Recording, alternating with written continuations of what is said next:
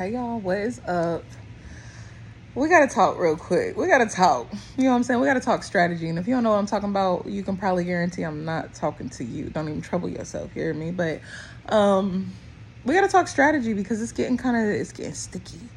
It's getting sticky, because something that I noticed is that congratulations, some of us have really ascended. And honestly, this ain't even new. It's probably been some months. But some of us have actually cracked spiritual celebrity status. And what I mean by that is not like, oh my God, like, no, automatically you just getting money thrown at you.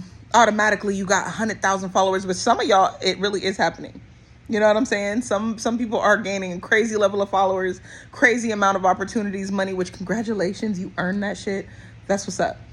But for a lot of people, you'll also just notice an aura shift to where like everywhere you go, you gain attention.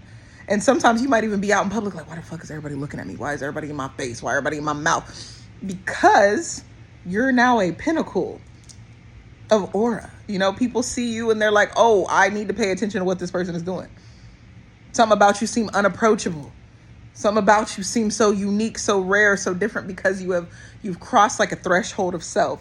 But the thing about that is again, new levels, new devils, new angles, new angels too, though. You feel me?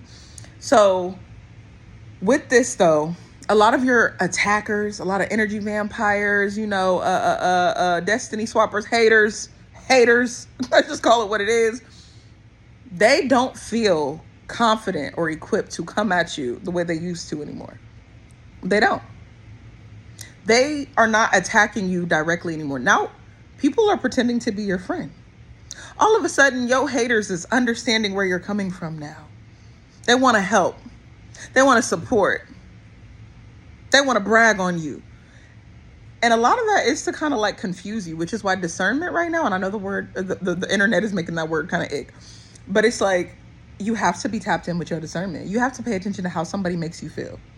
Is their smile genuine or is it, I hate this motherfucker? Pay attention. If you start feeling ill around somebody, you start breaking out around somebody, you start tripping, you overly emotional, overly angry, let those things process and then understand what it is. Another huge part that I've noticed too, and this is where I need y'all to hear me. Because you are in this untouchable space, again, people want and need your permission into your aura field. You're not finding a bunch of energetic rapists right now like how you were when you first started. Because I understand when you first started, those attacks were brutal. From your family, friends, romantic partners, everybody was trying to take you down. Now people know that they can't. People are tired. They're exhausted. They're depleted, trying to take you down. But this is the tea. They need your approval to come into your energy field to fuck with it. But also, this is the tea too. A lot of false energy needs you to speak it out over yourself. So let me break that down.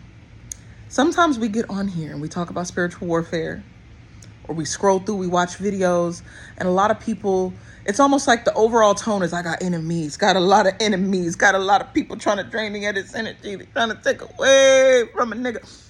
And some of it is true. A lot of times it's true. But alchemy says that you got to take that energy. It's okay to feel it and then twist it to work for you. So after you speak that with your whole chest, that you got enemies, got a lot of enemies, got a lot of people trying to drain you of this energy, then you have to have something that you conjure for yourself on the positive, or else you really just put one on the board for your ops. It's okay to understand that everybody don't like you. A lot of people who's even pretending to like you don't like you. A lot of people want to see you fall. They want to see. There's nothing wrong with acknowledging that. A lot of that is true. But then what are you speaking over yourself that is for you? I think it's time to start popping your shit. It's time to start flexing. After you acknowledge the haters in the room, acknowledge the fact that you're a fucking winner.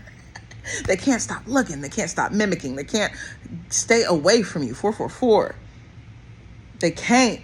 You're that shit. Voila, that's that shit. That's you. And so you have to have something that you say. Like for me, personally, it'd be all glory to be to God. Because I don't care what's going on. God, they put me in position. Yes, I say God is they. They put me in position to win.